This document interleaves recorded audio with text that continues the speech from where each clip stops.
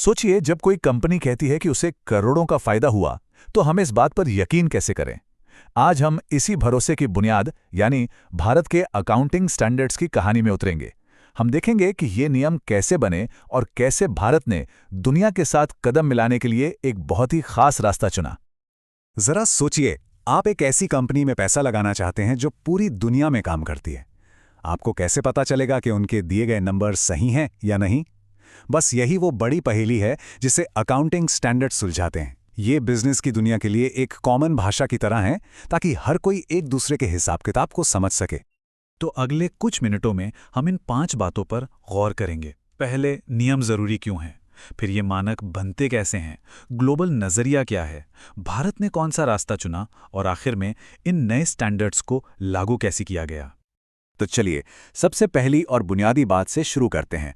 आप accounting standards को business की दुनिया का ग्रामर या व्याकरण समझ लीजिए। सोचिए, अगर ग्रामर ना हो तो भाषा कैसी होगी? सब अपनी अपनी बोलेंगे, किसी को कुछ समझ नहीं आएगा। ठीक वैसे ही इन नियमों के बिना फाइनेंशियल रिपोर्टिंग पूरी तरह से गड़बड़ हो जाएगी। और इस ग्रामर की जो सबसे पहली किताब है वो है गैप, यानी जनरली एक्सेप्टेड अकाउंटिंग प्रिंसिपल्स। ये बस कुछ बुनियादी नियम हैं जो ये पक्का करते हैं कि हर कोई अपनी कंपनी की फाइनेंशियल कहानी एक ही तरीके से बताए। इससे पारदर्शिता रहती है और भरोसा बना रहता है। तो अगर गैप दुनिया भर का ग्रामर है, तो भारत में इसका अपना एक वर्जन है जिसे हम अकाउंटिंग स्टैंडर्ड्स या एएस कहते हैं। ये भारत सरकार की तरफ से जारी किए गए खास नियम हैं जो बताते हैं कि हर लेन देन को कैसे रिकॉर्ड करना है, उसकी कीमत कैसे लगानी है और उसे रिपोर्ट में दिखाना कैसे है। तो इन नियमों का असली फायदा क्या है? सबसे पहला तो ये कि सबके लिए नियम एक जैसे हो जाते हैं। दूसरा, ये कंपनियों को मजबूर करते हैं कि वो ज्यादा जानकारी दें, जिससे पारदर्शिता बढ़ती है। तीसरा, इससे निवेशकों के लिए कंपनियों की तुलना करना आसान हो जाता है। और शायद सबसे जरूरी, ये कंपनियों को आंकड़ों के साथ खेलने का मौका कम देते हैं।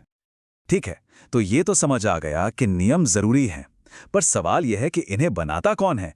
क्या सरकार बनाती है या कोई और? चलिए, हमारे दूसरे सेक्शन में इसी का पता लगाते हैं। भारत में ये बहुत बड़ी जिम्मेदारी ICAI यानी institute of chartered accountants of India के कंधों पर है। 1977 में उन्होंने खास टीम बनाई, अकाउंटिंग स्टैंडर्ड्स बोर्ड या ASB, जिसका बस एक ही काम था, इन जरूरी नियमों को बनाना और उन्हें अपडेट करते रहना। और देखिए, ये कोई बंद कमरे में होने वाला काम नहीं है। ये एक बहुत ही सोची समझी 8 स्टेप की प्रक्रिया है। ASB ये पक्का करता है कि कोई भी नया नियम लाने से पहले एक्सपर्ट्स से, रेगुलेटर्स से और हाँ, आम जनता से भी सलाह ली जाए। इससे पूरी प्रक्रिया पारदर्शी बनी रहती है। इस पूरी प्रक्रिया से कुल 29 स्टैंडर्ड्स बनाए गए थे, जिनमें से 2 बाद में हटा दिए गए। इसका मतलब ये है कि आज भी वो कंपनियां जो अभी नए ग्लोबल सिस्टम पर नहीं आई हैं, वो इन्हीं 27 पुराने अकाउंटिंग स्टैंडर्ड्स को फॉलो करती हैं। ये तो हुई भारत की बात। लेकिन आज की दुनिया में जहां पैसा और बिजनेस कोई सरहद नहीं मानते, क्या सिर्फ घरेलू नियम काफी हैं? बिल्कुल नहीं। और यहीं से ग्लोबल स्टैंडर्ड्स की जरूरत महसूस हुई। पूरी दुनिया के लिए एक भाषा क्यों जरूरी है? बहुत आसान है, ताकि भारत की कंपनियां न्यूयॉर्क या लंदन से पैसा उठा सकें, ताकि एक भारतीय निवेशक ब्राजील की कंपनी की तुलना जर्मनी की कंपनी से कर सकें। ये सब कुछ एक रूपता, पारदर्शिता और आखिर में ग्लोबल इन्वेस्टमेंट को आसान बनाने के लिए है। इस ग्लोबल भाषा को बनाने का सफर 1973 में IASC के साथ शुरू हुआ। इसे आप अकाउंटिंग की दुनिया का यूनाइटेड नेशन समझ सकते हैं। 2001 में यही संस्था IASB बन गई, जो आज IFRS नाम के ग्लोबल स्टैंडर्ड्स जारी करती है।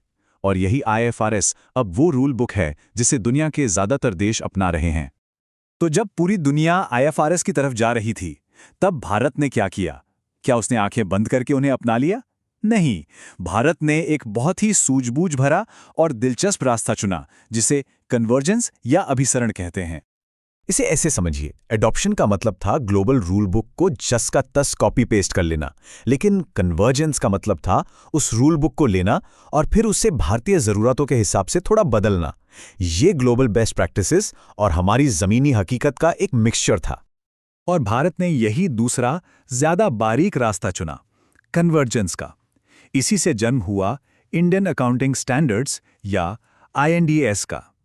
ये IFRS की हूबहू नकल नहीं है, बल्कि IFRS से ही निकले हैं, जिन्हें भारतीय अर्थव्यवस्था की खास चुनौतियों और मौकों के लिए ढाला गया है। कार्व आउट का मतलब है IFRS के किसी नियम को हटा देना। मान लीजिए कोई ग्लोबल नियम भारत के कानून से मेल नहीं खाता तो उसे हटा दिया जाएगा। और कार्व इन का मतलब है एक नया नियम जोड़ना। अगर भारत में कोई ऐसा लेन देन आम है जो IFRS में नहीं है, तो इंड AS में उसके लिए एक अलग से नियम जोड़ दिया जाएगा। तो भारत ने ये नए अपने हिसाब से ढाले गए इंड AS बना तो लिए, लेकिन एक नया नियम बनाना और उसे देश भर की हजारों कंपनियों पर लागू करना, ये दो बिल्कुल अलग बातें हैं। तो ये किया कैसे गया? चलिए हमारे आखिरी सेक्शन में इस बड़े इम्प्लीमेंटेशन को समझते हैं। सरकार ने एक बहुत ही समझदारी भरा फेज्ड तरीका अपनाया। 2015 में इसे वॉलंटरी रखा गया ताकि कंपनियां तैयारी कर सकें।